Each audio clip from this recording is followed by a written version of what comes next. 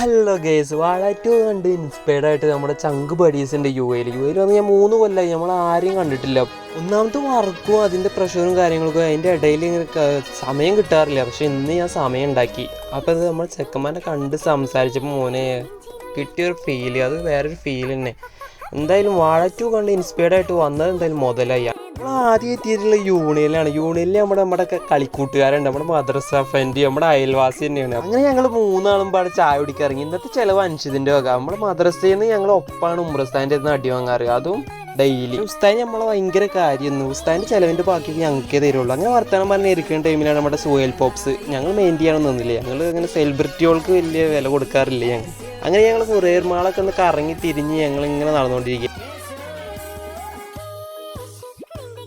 അങ്ങനെ ഷാബിറിൻ്റെ ഒരു കോള്, ഞാൻ ഇവിടെ ADCBയിലുണ്ട്, അങ്ങോട്ട് വായു പറഞ്ഞിട്ട്. പിന്നെ ഞങ്ങൾ വണ്ടി എടുത്തു. വണ്ടി എന്ന് പറഞ്ഞാൽ നമ്മുടെ മെട്രോ. അങ്ങനെ ഞങ്ങൾ ചെക്കൻ്റെ അടുത്ത് എത്തി. ഇത് നമ്മുടെ ചങ്ക് ബഡി ഷാബിർ മോൻ.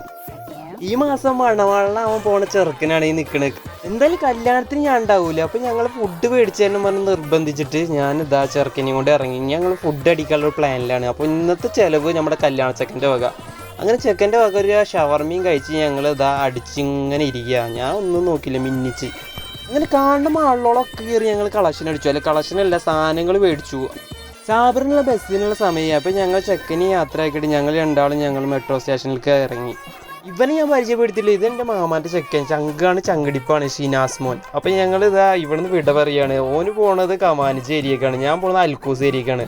അപ്പോൾ ഞങ്ങൾ ഇവിടുന്ന് വിട പറയുകയാണ്.